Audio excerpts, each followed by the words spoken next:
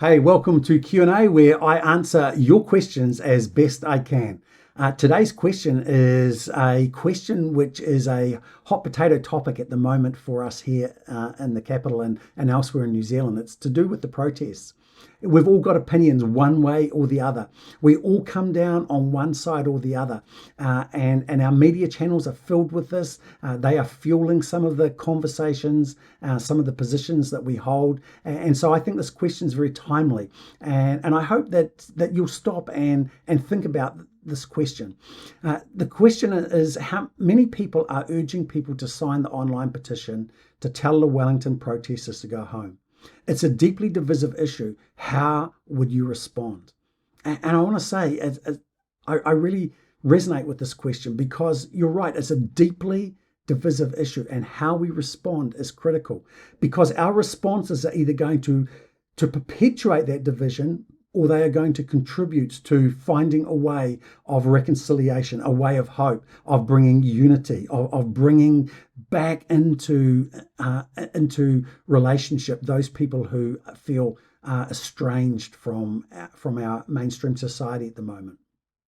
That's why I would certainly hope that Christians aren't involved in this petition. It's not that I don't think you have a right to hold an opinion one way or the other, but I think for us as Christians to simply sign this petition, to circulate it, would be to play into the hands of worldly kingdoms and not to live out of our faith, not to live out of a kingdom mindset. Certainly not to be thinking theologically, because to sign the petition is, as I said, to perpetuate the debate.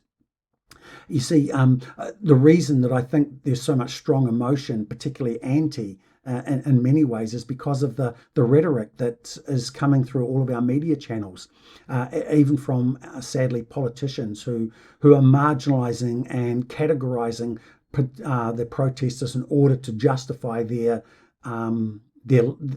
approach that they've taken to dealing with them. So, for example, they're being labelled as right-wing extremists. They're being labelled as anti-vaxxers. They're being labelled as terrorists even. They're being labelled as white supremacists. Now, I'm not saying that there isn't an element of these things at work in the protest, because it's not a protest movement by a particular group. It's very eclectic, and certainly there are elements which give rise to concern even amongst those who are there for the anti-mandate. But I think that to simply label everybody with those labels of the extremists is actually I think it's very naive. For example, last weekend, 21st, 22nd, a company went down there, a survey company, research company. There were several thousand people there gathered, Parliament grounds, protesting. They moved freely amongst them. Talked to people over the age of 18, I believe. The majority were very happy to talk, and some of the results really surprised even the market researchers, because we're being led to believe that they're conservative extremists, and yet 46% of those people that were surveyed identified as voting left last election, either Labour or the Greens. 46%, almost half of them. So this is not a right-wing driven thing. This is not a conservative driven thing. Again, labelling them as anti-vaxxers. 77% of them were either double vaxxed or double vax plus booster, where they were able to have it. So it's not simply about anti-vax. It's about the mandate. It's about the way things were brought in a way that created second-class citizens, that divided people, that forced people out of work, that marginalized and excluded people from participation in society. Again, we label them QAnon and Trump supporters and all that. It may surprise you that 15% of our population in New Zealand is Maori. 26% of the people identified down at the protests were Maori. Disproportionate. So I say that not to justify the protesters, but to help us get our head around the fact it's a little bit more nuanced than we want it to be. It's a little bit less clear cut than we want it to be.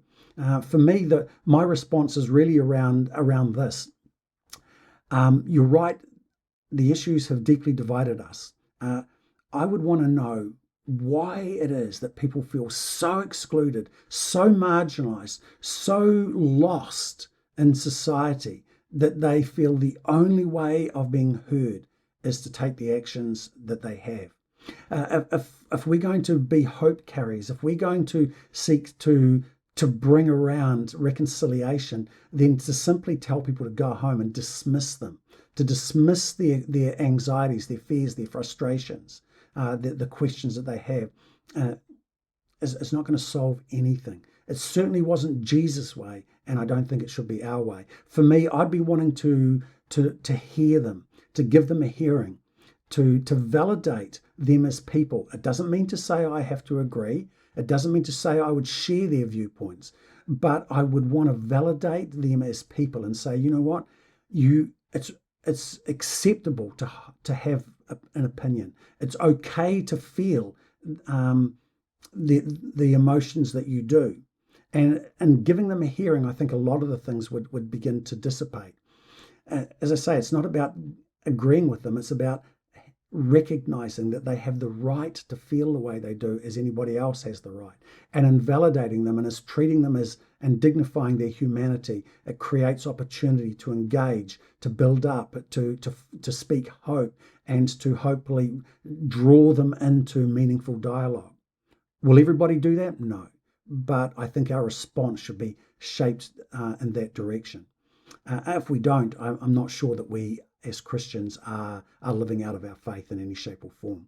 So that's how I would respond. For me, it's about how do we overcome the division. Out of sight, out of mind does not create unity. Tell them to go home, it doesn't change anything. It may restore convenience to some people, but it doesn't change anything. Yes, people breaking the law need to be held to account. No problem with that. But I don't want to dismiss people because I disagree with them. I don't want to dismiss people because I think that their views are ill-founded. How can I, unless I engage them, how can that change? So that would frame my response. There's no easy answers, and this is not going to go away in a hurry. But if we're going to change the divisive culture that exists, that this is an expression of, then for me, that's one of the key places to start. I hope that's helpful. Until next time.